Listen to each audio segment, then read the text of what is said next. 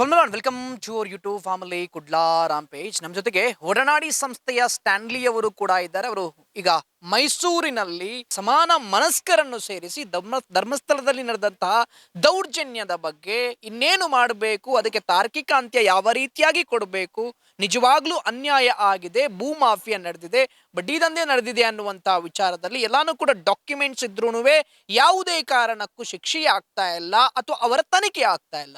ಯಾಕೆ ಅನ್ನುವಂಥ ವಿಚಾರದಲ್ಲಿ ಒಂದಷ್ಟು ವಿಮರ್ಶೆಯನ್ನು ಕೂಡ ಮಾಡಿದ್ರು. ನಂತರದಲ್ಲಿ ಏನ್ ಮಾಡಬೇಕು ಮುಂದಿನ ದಿನಗಳಲ್ಲಿ ಅನ್ನುವಂಥ ವಿಚಾರದಲ್ಲಿ ಚರ್ಚೆ ಕೂಡ ಆಯಿತು. ಸೊ ಅವ್ರ ಹತ್ರನೇ ಕೇಳ್ತಾ ಹೋಗ್ತೀನಿ, ಮುಂದಿನ ದಿನಗಳಲ್ಲಿ ಏನ್ ಮಾಡೋಕೆ ಇದ್ದೀರಿ ಅನ್ನುವಂಥ ವಿಚಾರದಲ್ಲಿ. ಸರ್ ನಮಸ್ಕಾರ, ಕಾರ್ಯಕ್ರಮಕ್ಕೆ ಆತ್ಮೀಯವಾದ ಸ್ವಾಗತ ಸುಸ್ವಾಗತ. ಯಾವುದೇ ಕಾರಣಕ್ಕೂ ಸರ್ SIT ಬಂದ್ರು, CID ಬಂದ್ರು, COD ಬಂದ್ರು, CBI ಬಂದ್ರು, ತನಿಖೆ ಮಾಡೋಕೆ ಹೋಗ್ತಾ ಇಲ್ಲ.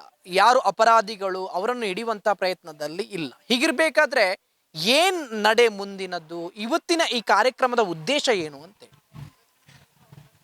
ಇವತ್ತಿನ ಕಾರ್ಯಕ್ರಮವನ್ನು ಸಮಾನ ಮನಸ್ಕ ವೇದಿಕೆ ಮೈಸೂರಿನಲ್ಲಿ ಎಲ್ಲ ಸಂಘ ಸಂಸ್ಥೆಗಳು, ಸಂಘಟನೆಗಳು, ವಿಚಾರವಂತರು, ಲೇಖಕರು, ವಿದ್ಯಾರ್ಥಿ ಸಮುದಾಯ ಎಲ್ಲರೂ ಸೇರಿ ಆಯೋಜಿಸಿರುವಂಥದ್ದು ಏನು ತೋರಿಸುತ್ತೆ ಅಂತಂದರೆ, ಪ್ರತಿ ಮನೆಯಲ್ಲಿ ಪ್ರತಿ ಮನದಲ್ಲಿ ಅನ್ಯಾಯದ ವಿರುದ್ಧ ಧರ್ಮದ ಪರ ಒಂದು ಹಣತೆ ಹಚ್ಚಲಾಗಿದೆ ಈಗಾಗಲೇ. ಹಾಗಾಗಿ ಎಲ್ಲರೂ ಇವತ್ತು ಇಲ್ಲಿ ಎಲ್ಲ ಕ್ಷೇತ್ರದಿಂದ ಆಯ್ದ ವ್ಯಕ್ತಿಗಳು ಇವತ್ತು ಬಂದಿರುವಂಥದ್ದು ಅದನ್ನು ಸೂಚಿಸ್ತಾ ಇತ್ತು. ಅವರೆಲ್ಲರೂ ಸೇರಿ ಮುಂದೆ ಒಂದು ಜನಾಂದೋಲನವನ್ನು ತಗೊಂಡೋಗ್ತಾರೆ ಮುಂದಕ್ಕೆ. ಇದು ಇವತ್ತಿನ ಆಶಯ. ಬೆಳ್ತಂಗಡಿ ಧರ್ಮಸ್ಥಳದಲ್ಲಿ ಯಾರು ಹೋರಾಟ ಮಾಡ್ತಾ ಬಂದಿದ್ದಾರೋ ಅವರೆಲ್ಲರಿಗೂ ಕೂಡ ನಮ್ಮ ಒಂದು ನೈತಿಕ ಬೆಂಬಲವನ್ನು ಸೂಚಿಸುವುದಷ್ಟೇ. ಮತ್ತು ಇದು ನಮ್ಮ ಸಾಮಾಜಿಕ ಹೊಣೆಗಾರಿಕೆ. ಪ್ರತಿಯೊಬ್ಬ ಸಂವಿಧಾನವನ್ನು ಬಲ್ಲ ಪ್ರಜಾಪ್ರಭುತ್ವದಲ್ಲಿ ವಾಸಿಸುತ್ತಿರುವಂತಹ ನಾಗರಿಕನ ಸಾಮೂಹಿಕ ಜವಾಬ್ದಾರಿ ಇದಾಗಿದೆ. ಇದು ಯಾರ ವಿರುದ್ಧ ಅಂತ ಅಲ್ಲ. ಆಗಲೇ ನಮ್ಮ ಸ್ನೇಹಿತರುಗಳು ಭಾಳಷ್ಟು ಜನ ಹೇಳ್ತಾ ಇದ್ದಾರೆ, ಜನರು ಇದನ್ನು ಭಾಳ ಸೂಕ್ಷ್ಮವಾಗಿ ಅವಲೋಕನ ಮಾಡಬೇಕು. ಇಲ್ಲಿ ಧ್ವನಿ ಮಾಡ್ತಾ ಇರುವಂಥದ್ದು ಯಾವ ದೇವರ ವಿರುದ್ಧ ಅಲ್ಲ, ಧರ್ಮದ ವಿರುದ್ಧ ಅಲ್ಲ, ನಿಜವಾಗಿಯೂ ಧರ್ಮದ ಪರ. ಎಲ್ಲ ಧರ್ಮದಲ್ಲಿರುವಂತಹ ಮಾನವೀಯ ಧಾರ್ಮಿಕರು ಯಾರಿದ್ದಾರೆ ಅವರು ನಿಜವಾದ ಧರ್ಮವನ್ನು ಕಂದಕದಿಂದ ಮೇಲಕ್ಕೆತ್ತುವ ಕೆಲಸವನ್ನು ಮಾಡ್ತಾ ಇದ್ದಾರೆ. ಅದನ್ನು ನಾವು ಗೌರವದಿಂದ ಕಾಣ್ತಾ ಇದ್ದೀವಿ. ಅದಕ್ಕೆ ನಾವೆಲ್ಲರೂ ಕೂಡ ಜೊತೆಯಾಗಿ ನಿಂತಿದ್ದೇವೆ. ಮುಂದೆ ಒಂದು ಜನಾಂದೋಲನ ಪ್ರತಿ ಜಿಲ್ಲೆಯಲ್ಲಿ, ಪ್ರತಿ ಊರಿನಲ್ಲಿ ನಡೆಯುತ್ತೆ. ಇದು ಸರ್ಕಾರಕ್ಕೆ ಒಂದು ಎಚ್ಚರಿಕೆ ಗಂಟೆ ಆಗಬೇಕು. ಸರ್ಕಾರ ಎಷ್ಟೇ ಗಟ್ಟಿಯಾದರೂ ಕೂಡ ಅದಕ್ಕೊಂದು ತಂದೆಯ ಒಂದು ಜವಾಬ್ದಾರಿ, ತಾಯಿಯ ವಾತ್ಸಲ್ಯ ಇರಲೇಬೇಕು. ಯಾವ ಪಕ್ಷವೇ ಬರಲಿ ಸರ್ಕಾರಕ್ಕೆ ಅದೆರಡು ಇಲ್ಲ ಅಂತಂದರೆ ಅದೊಂದು ಕ್ರೂರ ವ್ಯವಸ್ಥೆ ಆಗುತ್ತೆ. ನಾವು ಪ್ರಶ್ನೆ ಮಾಡ್ತಾ ಇರುವಂಥದ್ದು ಈಗ ನಾಗರಿಕ ಅದು ಸೇವಾ ಟ್ರಸ್ಟ್ನವರು, ಗುರುವಾಯನಕೆರೆಯವರು 100 ಪ್ರಶ್ನೆಗಳನ್ನ ಇಟ್ಟಿದ್ದಾರೆ. 100 ಪ್ರಶ್ನೆಯಲ್ಲಿ ಒಂದು ಪ್ರಶ್ನೆಗೂ ಸರ್ಕಾರವೂ ಉತ್ತರ ಕೊಡ್ತಾ ಇಲ್ಲ ಅಂದರೆ, ಆರೋಪಿ ಸ್ಥಾನದಲ್ಲಿರುವಂಥವರು ಉತ್ತರ ಕೊಡ್ತಾ ಇಲ್ಲ ಅಂತಂದರೆ ಯಾವ ಜಗತ್ತಿನಲ್ಲಿ ನಾವಿದ್ದೇವೆ? ಅದು ಏನು what are they going to say about it? ಒಂದು ಪ್ರಶ್ನೆಗಾದರೂ ಉತ್ತರ ಕೊಡಬೇಕಲ್ಲ. ಉತ್ತರ ಕೇಳಲಿಕ್ಕೆ ಹೋದವ್ರನ್ನೆಲ್ಲರನ್ನೂ ಕೂಡ ಈ ಹತ್ಯೆ ಮಾಡಿದವ್ರು ಯಾರು,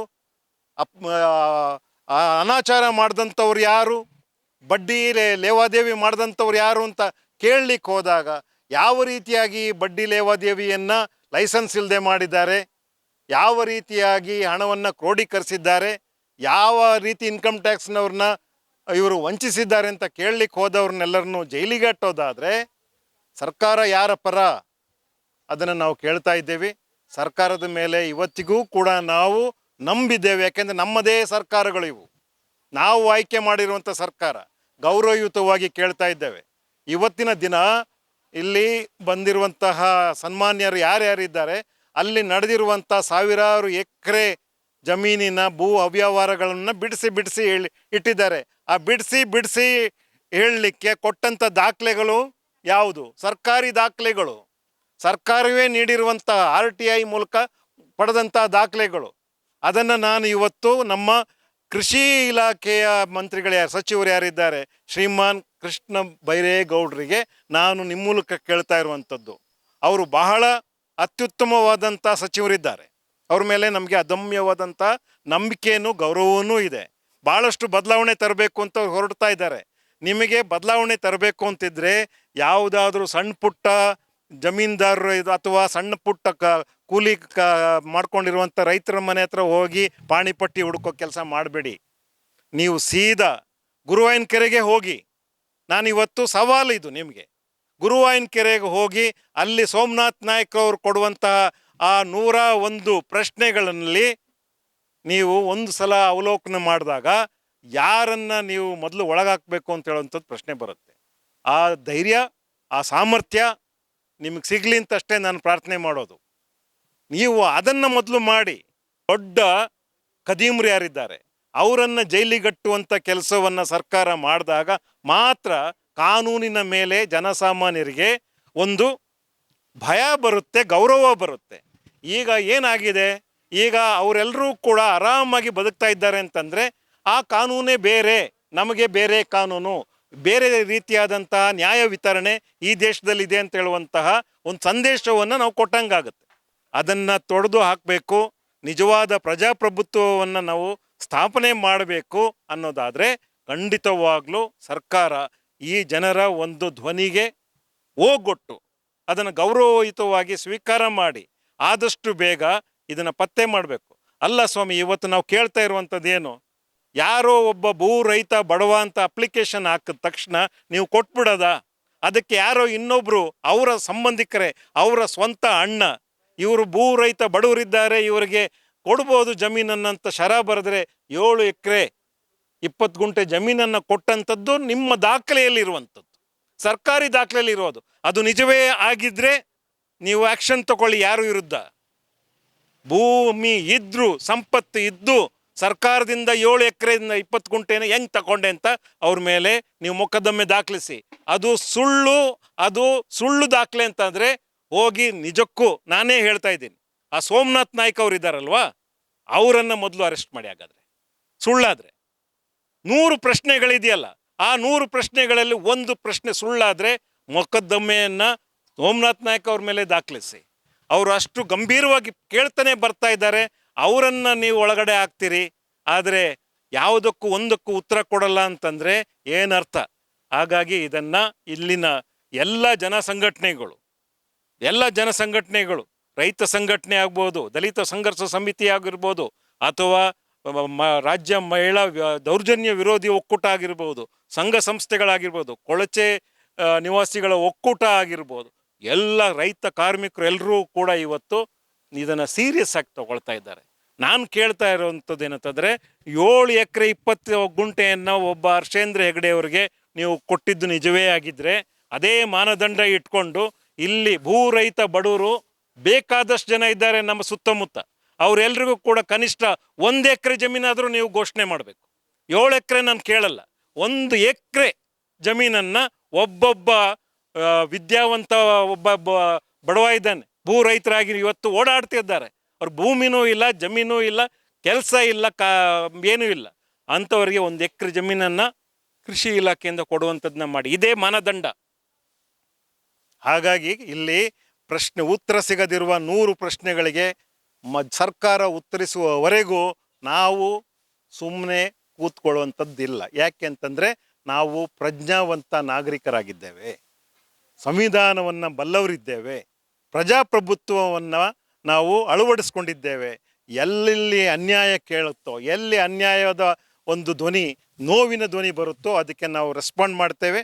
ಇವತ್ತಿನ ಕಾರ್ಯಕ್ರಮ ಕೊಂದವರು ಯಾರು ಅಂತ ಒಂದು ಕಾರ್ಯಕ್ರಮ ನಡೀತಿದೆಯಲ್ಲ, ಅದಕ್ಕೆ ಪೂರಕವಾಗಿಯೇ ನಡೀತಿರುವಂಥದ್ದು. ಅದೇ ರೀತಿಯಾಗಿ ಸೌಜನ್ಯಗಳಿಗೋಸ್ಕರ ಯಾರು ಹೋರಾಟ ಮಾಡ್ತಾ ಬರ್ತಿದ್ದಾರೆ ನಮ್ಮ ಸಹೋದರರು ಧರ್ಮಸ್ಥಳದ ಸುತ್ತಮುತ್ತ, ಅವರೆಲ್ಲರಿಗೂ ಇದನ್ನು ನಾವು ಮುಡಿಪಾಗಿಡ್ತಾ ಇದ್ದೇವೆ. ನಮ್ಮ ಕೆಲಸ ಇಷ್ಟೇ, ಎಲ್ಲರಿಗೂ ಬೆಂಬಲವಾಗಿ ನಿಲ್ಲುವಂಥದ್ದು, ಅನ್ಯಾಯದ ವಿರುದ್ಧ, ನ್ಯಾಯದ ಪರ, ಧರ್ಮದ ಪರ. ಈಗ ಇದಕ್ಕೆ ಸಪ್ರೇಟ್ ಆಗಿ SIT ಮಾಡಬೇಕು ಅನ್ನುವಂಥ ವಿಚಾರದಲ್ಲೂ ಕೂಡ ಸೋಮನಾಥ್ ನಾಯ್ಕರವರು ಹೇಳಿರುವಂಥದ್ದು. ಈಗ ಒಂದು SIT ರಚನೆ ಆಗಿದೆ, ಅದು ಧರ್ಮಸ್ಥಳದಲ್ಲಿ ಏನು 20 ವರ್ಷಕ್ಕಿಂತ ಮುಂಚೆ ಅತ್ಯಾಚಾರ ಆಗಿದೆ ಅಥವಾ UDR ಎಲ್ಲ ದಾಖಲಾಗಿದೆ, ಸಂಶಯಾತ್ಮಕ ಅಸಹಜ ಸಾವಿಗೆ ಸಂಬಂಧಪಟ್ಟ ಹಾಗೆ ಅಂತೇಳಿ, ಈ ಭೂ ಹಗರಣಕ್ಕೆ ಸಂಬಂಧಪಟ್ಟ ಹಾಗೆ ಸಪ್ರೇಟ್ ಒಂದು SIT ಆಗಬೇಕು ಅನ್ನುವಂಥ ವಿಚಾರದಲ್ಲೂ ಕೂಡ ಹೇಳ್ತಾ ಇದ್ದಾರೆ. ಇದರ ಬಗ್ಗೆ ನಿಮ್ಮ ಅಭಿಪ್ರಾಯ ಏನು? SIT ಮಾಡುವುದರಲ್ಲಿ ಯಾವುದೇ ರೀತಿಯಾದ ತೊಂದರೆ ಇಲ್ಲ. SIT ಮಾಡೋದು ಉಚಿತವೇ. ಯಾಕೆ ಅಂತಂದರೆ ಒಂದು ತನಿಖೆ ನಡೆಯಲಿ, ಮತ್ತು ಇದು ಬೇರೆ ಕೊಲೆ ಅತ್ಯಾಚಾರ ಪ್ರಕರಣಗಳ ರೀತಿಯಲ್ಲಿ ದಾಖಲೆಗಳಿಲ್ಲ ಅಂತ ಹೇಳಕ್ ಬರೋದಿಲ್ಲ. ದಾಖಲೆಗಳನ್ನ ಇವರು ಹುಡ್ಕೊಂಡು ಓಡಾಡಬೇಕಾಗಿಲ್ಲ. ಭೂಮಿಯೇ ಒಂದು ದಾಖಲೆ, ರೆವಿನ್ಯೂ ಮ್ಯಾಪ್ಗಳೇ ಒಂದು ದಾಖಲೆ, ಪಾಣಿ ಪಟ್ಟಿಗಳು ಏನೇನಿದಾವೆ ಅವುಗಳೇ ಒಂದು ದಾಖಲೆ, ಅಲ್ಲಿ ಸುತ್ತಮುತ್ತ ಇರುವ ಜನರು ಯಾರು ಭೂಮಿಯನ್ನು ಕಳ್ಕೊಂಡಿದ್ದಾರೆ ಅವರೇ ಒಂದು ದಾಖಲೆಯಾಗಿರ್ತಾರೆ. ಹಾಗಾಗಿ ಅದನ್ನು ಏಮರ್ಸ್ಲಿಕ್ಕೆ ಬರೋದಿಲ್ಲ. SITಯನ್ನು ಖಂಡಿತವಾಗ್ಲೂ ಮಾಡಲಿ. ಆದರೆ SITಯು ಕೂಡ ಪ್ರಭುತ್ವದ ಪರವಾಗಿ ಇರುವಂಥದ್ದು ಅಥವಾ ಉಳ್ಳವರ ಪರವಾಗಿ ಇರುವಂಥದ್ದಾದರೆ, ಈಗ ಸೌಜನ್ಯಳ ಒಂದು ವಿಚಾರದಲ್ಲಿ ಯಾರ್ಯಾರಿಗೆ ನನಗಿನ್ನೂ ಗೊತ್ತಿಲ್ಲ SIT ಯಾವ ರೀತಿಯಾದಂತಹ ಒಂದು ಸಂಪೂರ್ಣ 3,000 ಚಿಲ್ಲರೆ ಏನದು ಪೇಜ್ ಒಂದು ರಿಪೋರ್ಟ್ ಏನಿದೆ ಅದ್ರ ಬಗ್ಗೆ ಇವತ್ತು ಕೆಲವು ಮಾಧ್ಯಮಗಳು ಪುಂಖಾನುಪುಂಖವಾಗಿ ತಲೆಗೆ ಬಂದಿದ್ದನ್ನೆಲ್ಲ ಮಾತಾಡ್ತಿದ್ದಾರೆ. ಆದರೆ ನಾನು ಹಾಗೆ ಮಾತಾಡ್ಲಿಕ್ಕೆ ಬರೋದಿಲ್ಲ. ನಾನು ಇನ್ನೂ ಆ ಒಂದು ವರದಿಯನ್ನು ಓದಲಿಲ್ಲ. ಆದರೆ ಒಂದು ಗೆಸ್ ಮಾಡಬಲ್ಲೆ. ಯಾಕೆ ಅಂತಂದರೆ ಇಲ್ಲಿರುವ ಇತಿಹಾಸವನ್ನು ನೋಡಿದ್ರೆ ಯಾವುದೇ ತನಿಖೆಗಳು ಕೂಡ ಉಳ್ಳವರ ಪರವಾಗಿ ನಡೆಯೋದು ಅಂತ ಅನ್ನುವಂತಹ ಒಂದು ಮಾತು ಜನಸಾಮಾನ್ಯರಲ್ಲಿ ಬಂದೋಗಿದೆ. ಅದು ಸುಳ್ಳಾಗಲಿ ಅಂತಷ್ಟೇ ನಾನು ಕೇಳ್ತಾ ಇರೋದು. ಸುಳ್ಳು ಹಾಕ್ಸ್ಬೇಕು. ಯಾಕೆ ಅಂತಂದರೆ ನಮ್ಮ ಮಂಡ್ಯದ ಹೆಣ್ಣುಮಗಳು ಚಿಕ್ಕ ಕೆಂಪಮ್ಮ ಅವರು ತಮ್ಮ ಇಡೀ ಜೀವವನ್ನು ಒತ್ತೇ ಇಟ್ಟು ಹೋಗಿದ್ದಾರೆ. ಸತ್ಯ ಹೇಳ್ತೀನಿ ಅಂತ ಹೋದವ್ರನ್ನ ಇವರು ಭಾಳ ಹೀನಾಯವಾಗಿ ನಡೆಸ್ಕೊಳ್ಳುವಂಥದ್ದು ಮಾಡಿದ್ದಾರೆ. ಅಥವಾ ಅಲ್ಲಿಯ ಸುತ್ತಮುತ್ತ ಇರುವಂಥ ಕೆಲವು ಜನ ಸತ್ಯವನ್ನು ಹೇಳ್ತೇವೆ ಅಂತ ಇವ್ರು ಯಾಕೆ ಸಹಾಯವಾಣಿಯನ್ನು ಹಾಗಾದರೆ ಓಪನ್ ಮಾಡಿದ್ರು? ಸಹಾಯವಾಣಿ ಅಂದರೆ ಅರ್ಥ ಏನು ಬಂತಾಗಾದರೆ? ಎಷ್ಟು ದಿವಸ ಸಹಾಯವಾಣಿ ಕೆಲಸ ಮಾಡಿದೆ? ಎಷ್ಟು ಜನರಿಗೆ ನೀವು ಟಾಮ್ ಮಾಡಿ ಬನ್ನಿ ನಮ್ಮಲ್ಲಿ ನೀವು ನಿಮ್ಮ ಕಂಪ್ಲೇಂಟ್ಗಳನ್ನ ದಾಖಲಿಸಿ ಅಂತ ಕೇಳ್ಕೊಂಡಿದ್ದೀರಾ? ಯಾವ ಕಂಪ್ಲೇಂಟು ಬರದ ಹಾಗೆ ಮಾಡೋದಾದರೆ ಸಹಾಯವಾಣಿ ಯಾಕೆ ಮಾಡಬೇಕಾಗಿತ್ತು? ಇದು ಸೌಜನ್ಯ ಮತ್ತು ಈ ಸುತ್ತಮುತ್ತ ನಡೆದಿರುವಂತಹ ಏನು ಹತ್ಯೆಗಳು ಏನೇನು ನಡೆದಿದ್ದವು, ಅತ್ಯಾಚಾರಗಳು ನಡೆದಿದ್ದವು, ಅದಕ್ಕೆ ಸಂಬಂಧಪಟ್ಟಂತಹ SITಯ ಒಂದು ನಡವಳಿಕೆಗಳ ಬಗ್ಗೆ ನನ್ನ ಒಂದು ಏನು ಅನಿಸಿಕೆ ನೋಡಿದ್ದೇನೆ, ನಾನು ಕೇಳಿಸ್ಕೊಂಡಿದ್ದೇನೆ. ನಮ್ಮ ಪಂಚೇಂದ್ರಿಯಗಳಿಗೆ ಅದು ತಲುಪಿದೆ. ಇಷ್ಟಾದ ಮೇಲೂ ಕೂಡ ಒಳ್ಳೆತನ ನಾನು ಈ SITಯಿಂದ ಎಕ್ಸ್ಪೆಕ್ಟ್ ಮಾಡಲಿಕ್ಕೆ ಚಾನ್ಸಸ್ ಇಲ್ಲ. ಇವರು ನಮ್ಮ ಮೇಲೆ ಯಾಕೆ ಇನ್ನೂ ಕಂಪ್ಲೇಂಟ್ ಹಾಕಿಲ್ಲ ಅಂತ ನಾನಿನ್ನೂ ಕಾಯ್ತಾ ಇದ್ದೇನೆ. ಯಾಕೆ ಅಂತಂದರೆ ನಾವು ಏನು ಇದರಿಂದ ಅತೀತರೇನಲ್ಲ ಅಥವಾ ಇದನ್ನ ಹೊರತಾಗಿ ಏನಿಲ್ಲ. ನಾವೆಲ್ಲರೂ ಕೂಡ ಸಹ ಪ್ರಯಾಣಿಕರೇ ಇದ್ದೀವಿ. ಆದರೆ ಕಾನೂನುಬದ್ಧವಾಗಿ ಕೇಳುವಂಥದ್ದನ್ನೇ ನಾನು ಮಾಡ್ತಾ ಇದ್ದೀನಿ. ಅದೇನೇ ಇದ್ದರೂ ಕೂಡ ಸೋಮನಾಥ್ ನಾಯ್ಕ್ ಅವರು ಹೇಳಿದ ರೀತಿಯಲ್ಲಿ ಈ ಭೂ ಹಗರಣಗಳ ಬಗ್ಗೆ ವಿಸ್ತೃತವಾದಂತಹ ಒಂದು ಕನ್ಸಾಲಿಡೇಟೆಡ್ ಸಮಷ್ಟಿ ಪ್ರಜ್ಞೆಯಲ್ಲಿ ಒಂದು ತನಿಖೆಯನ್ನು ಮಾಡುವ ಅಗತ್ಯ ಇದೆ. ಯಾಕೆ ಅಂತಂದರೆ ಈ ಹೆಣ್ಣು ಹೊನ್ನು ಮಣ್ಣು ಇದು ಮೂರಿಗೋಸ್ಕರನೇ, ಈ ಮೂರು ವಿಚಾರಗಳಿಗೋಸ್ಕರನೇ ಇದನ್ನು ಕ್ರೋಢೀಕರಿಸ್ಕೊಳ್ಳೋಕ್ಕೆ, ಅಪವಿತ್ರವಾದಂಥ ಅನೈತಿಕವಾದಂತಹ ಸಂಪತ್ತಿನ ಕ್ರೋಢೀಕರಣಕ್ಕೋಸ್ಕರನೇ ಅತ್ಯಾಚಾರಗಳು ನಡೆದಿರುವಂಥದ್ದನ್ನ ನೋಡಿದ್ದೀವಿ, ಹತ್ಯೆಗಳು ನೋಡಿದ್ದೀವಿ, ಕಿಡ್ನ್ಯಾಪ್ ಆಗಿದ್ದು ನೋಡಿದ್ದೀವಿ. ಅದೇ ರೀತಿಯಾಗಿ ಧರ್ಮಸ್ಥಳದಲ್ಲೇ ಒಂದು ಸಣ್ಣ ತುಂಡು ಭೂಮಿಗೋಸ್ಕರ ಇಬ್ಬರು ಸಹೋದರ ಸಹೋದರಿಯರು, ಯಾರು ಆನೆ ಮಾವುತ ನಮ್ಮ ನಾರಾಯಣ ಸಾಫಲ್ಯ ಮತ್ತು ಯಮುನಾ ಸಾಫಲ್ಯ ಅವರು ಸತ್ತೋಗಿರುವಂಥದ್ದು, ಅದಕ್ಕೆ ಉತ್ತರವೇ ಇಲ್ಲ ಇವತ್ತಿಗೂ ಕೂಡ. ಸೌಜನ್ಯಳ ಪ್ರಕರಣದಲ್ಲೂ ಕೂಡ ಬೇರೆ ಯಾರೋ ಒಬ್ಬರು ಅವತ್ತು ಕಿಡ್ನ್ಯಾಪ್ ಆಗಬೇಕಾಗಿತ್ತು. ಅದು ಯಾವುದೋ ಭೂಮಿ ಕಾರಣಕ್ಕೋಸ್ಕರ ಅಂತಲೇ ನಾವು ತಿಳಿದಿದ್ದೇವೆ. ಹಾಗಾಗಿ ಭೂಮಿ, ಅತ್ಯಾಚಾರ, ಕೊಲೆ ಇವೆಲ್ಲವೂ ಒಂದಕ್ಕೊಂದು ಏನು ಲಿಂಕ್ ಆಗಿರೋದ್ರಿಂದ ಇದರ ಸಂಪೂರ್ಣ ಪಿಕ್ಚರ್ ಸಿಗಬೇಕು ಅಂತಂದರೆ ಈ ಎಲ್ಲ ತುಂಡು ಚಿತ್ರಗಳು ಏನಿದ್ದಾವೆ ಅದನ್ನೆಲ್ಲ ಬಹಳ ಸಮಚಿತ್ತದಲ್ಲಿ ತಂದು ಜೋಡಿಸಿದಾಗ ಒಂದು ಸಮಗ್ರವಾದ ಕ್ರೌರ್ಯದ ಒಂದು ಚಿತ್ರಣ ಸಿಗುತ್ತೆ. ಆ ಕೆಲಸವನ್ನು ಮಾಡುವ ತಾಕತ್ತು ಈ ಸರ್ಕಾರಕ್ಕೆ ಬರಬೇಕು. ಅಲ್ಲಿ ಸರ್ಕಾರಕ್ಕೆ ಈ ತಾಕತ್ತು ಬರುವ ತನಕ ಪ್ರಜ್ಞಾವಂತ ಸಂಘಟನೆಗಳು, ವ್ಯಕ್ತಿಗಳು ಎಲ್ಲರೂ ಕೂಡ ಒಂದು ಜನಾಂದೋಲನ ಮಾಡಿ ಅದನ್ನು ಮುಂದೆ ತಂದು ಇಟ್ಟೇ ಇಡ್ತೇವೆ. ಅದನ್ನು ಯಾವುದೋ ಒಂದು ರಾಷ್ಟ್ರದ್ರೋಹವಾಗಿ ಇವರು ಚಿತ್ರಿಸಲಿಕ್ಕೆ ಹೋಗೋದು ಬೇಕಾಗಿಲ್ಲ, ಅಥವಾ ಧರ್ಮದ್ರೋಹವಾಗಿ ನೋಡೋದು ಒಂದು ಬೇಕಾಗಿಲ್ಲ. ಇಲ್ಲಿ ಎಲ್ಲ ಧರ್ಮದವರು ಇದ್ದಾರೆ. ಅದರಲ್ಲೂ ಹೆಚ್ಚಾಗಿ ಹಿಂದೂ ಧರ್ಮದಲ್ಲಿ ಇರುವಂತಹ ಧಾರ್ಮಿಕರೇ ಇಲ್ಲಿ ಇರೋದನ್ನು ಸರ್ಕಾರವೂ ನೋಡಬೇಕು, ಅಥವಾ ಆರೋಪ ಮಾಡುವಂತಹ ಮಾಧ್ಯಮಗಳಾಗಲಿ ವ್ಯಕ್ತಿಗಳಾಗಲಿ ನೋಡಬೇಕು ಅಂತ ಹೇಳ್ತೀನಿ. ರಾಜ್ಯ ರೈತ ಸಂಘದ ಪ್ರಧಾನ ಕಾರ್ಯದರ್ಶಿ ಆಗಿರ್ತಕ್ಕಂತಹ ಬಸವರಾಜ್ ಹೊಸಕೋಟಿ ಅವರು ಕೂಡ ಇದ್ದಾರೆ. ಅವರು ಕೂಡ ಸಮಾನ ಮನಸ್ಕರ ವೇದಿಕೆಯಲ್ಲಿ ಪಾಲ್ಗೊಂಡಿದ್ರು. ಅವರು ಕೂಡ ಧರ್ಮಸ್ಥಳದಲ್ಲಿ ನಡೆದಂತಹ ದೌರ್ಜನ್ಯವನ್ನು ಕೂಡ ವಿರೋಧಿಸ್ತಾ ಇದ್ದಾರೆ.